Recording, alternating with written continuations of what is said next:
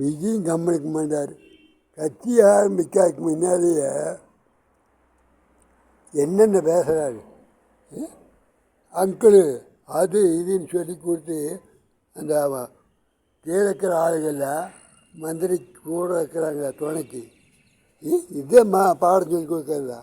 அதாவது டைரக்ஷன் கூட நல்லா கருத்தை சொல்லி கொடுத்து அதில் படிச்சுட்டு வந்த ஆளை இந்த ஆளை திசை திருப்பி அங்கிள் அப்படிங்கிறது, அப்புறம் மேலே அங்கிளுங்கிறது.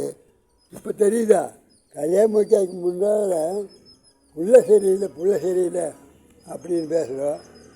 கல்யாணம் முடிஞ்சு குடும்பம் நடத்தும் போது 2 குழந்தை வரும்போது ஒட்டிப்பான் பாட்டாளம் கேட்குறியோ, இதெல்லாம் நாட்டுக்கு நல்லதில்லை. யாரையும் பேசக்கூடாது. ஆனால் எல்லாம் பண்ணிட்டு மறுபடியும் எல்லா மந்திரி வீட்டுக்கு போனீங்க, திருவாவூர் வீட்டுக்கு எல்லா வீட்டுக்கும் போனீங்க, பரவாயில்ல, உங்களை அதில் பாராட்டுறேன். ஒன்றுமே இல்லாது மற்றவங்க பேசாமல் வச்சிருக்கு வழி வைக்குது, அதை பாருங்க. ஒரு மந்திரி கேட்குறாரு, இவருக்கு காவேரி ஆற்றுல என்ன பிரச்சனை நடந்தால் என்ன தெரியும் கேட்குறாங்க.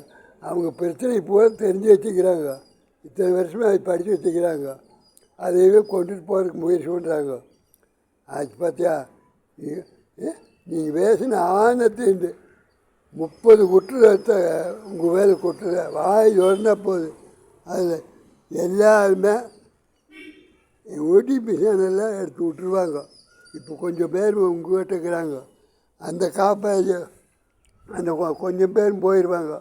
அப்போ ஓட்டு போடுறீங்க, ஒன்று அண்ணாமலை வந்துட்டுருக்கிறா, அப்புறம் ஒன்றொருத்தம் வந்துருக்கிறா, பட்டதாரி வேலைக்காரன், வேலையில்லாத பட்டதாரி சுள்ளா வர்றா ரஜினி மருமக இருக்கு. அதுலேருந்து கண்ணாணி கொள்கையெல்லாம் இருக்கிறாரு. நீங்கள் அது தெரியாமல் வழி தெரியாமல் பண்ணிங்கன்னா கவைக்காகாது. கவைன்னா தெரியாதுங்களா, அந்த காலத்தில் கழிக்கின்றது, அந்த சட்டி மேலே வச்சு சட்டி ஆடாமல் இருக்கிறதுக்கு அந்த கழிக்கின்றது, அதாவது கவைக்காகாத ஆளுங்கிறதுக்கு அர்த்தம். அதனால் நீங்கள் தயவுசெய்து யார் கூட சத்தம் போடாதீங்க, மைக்கில் போய் பேசாதீங்க. மக்கள் உங்களுக்கு பேட்டி விடுன்னு கேட்குறாரு. எப்போ அவர் பிரதமர் யாருக்கும் பேட்டியை கொடுக்க மாட்டார்.